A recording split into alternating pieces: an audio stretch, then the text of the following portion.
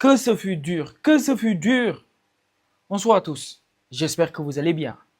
Aujourd'hui, le Real faisait face à Getafe, un derby madrilène. Le Getafe qui est l'une des équipes les plus fatigantes de la Liga. Nous savons tous qu'il y a une semaine difficile qui attend le Real, avec les matchs contre Liverpool, la Juventus, le Barça, mais le match que je redoutais le plus, c'était ce match-là, contre Getafe. Parce que physiquement, je savais qu'on allait souffrir. Parce que ces gars, ce ne sont pas des joueurs de foot. Je suis désolé, ce sont des bouchers. Ce sont des bouchers. Je ne sais pas si vous vous rappelez un peu le jeu Pro Evolution Soccer vers 2010 ou 2011. À chaque fois qu'on voulait faire des marquages, on faisait carré X et on se permettait d'attaquer tous ensemble. Un marquage à 3, à 4. C'était ça en fait, à 2, à 3.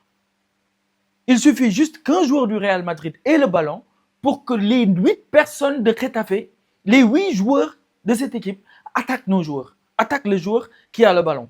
C'est extraordinaire, j'ai jamais vu ça. J'ai jamais vu ça. Et à chaque année, c'est comme ça. Et l'excuse qu'ils nous sortent, c'est que c'est un derby. On est à Madrid, nous sommes une banlieue, vous êtes les bourgeois, vous êtes les plus riches, donc on va vous taper dessus. Mais non, non, non. On va vivre ça jusqu'à quand? Jusqu'à quand? Et aujourd'hui, j'ai senti que l'arbitre en avait marre. Il en avait marre. Déjà pour le carton rouge qu'a reçu Nyom sur sa faute sur Vinicius, je sais que c'est sévère. C'est sévère. Il y a d'autres arbitres, sûrement ils auraient sorti le jaune.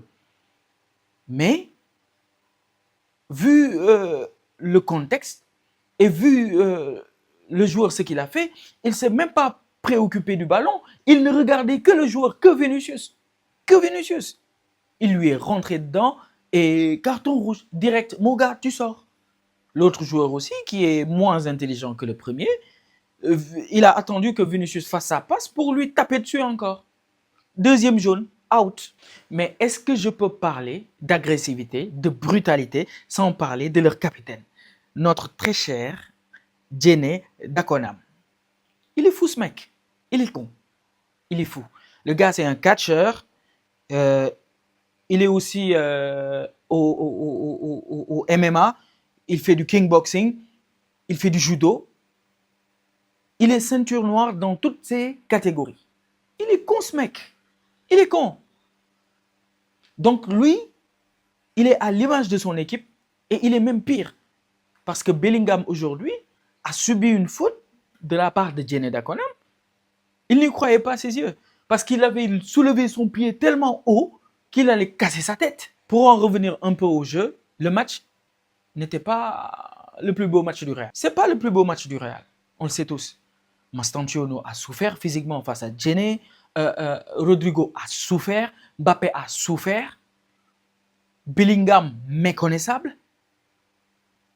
Avec ce classement de 3-4-3, avec Carreras, Militao, Alaba derrière, Valverde, Camavinga qui joue comme piston gauche, avec nos deux milieux de terrain, c'était très compliqué pour nos attaquants. Vraiment très compliqué.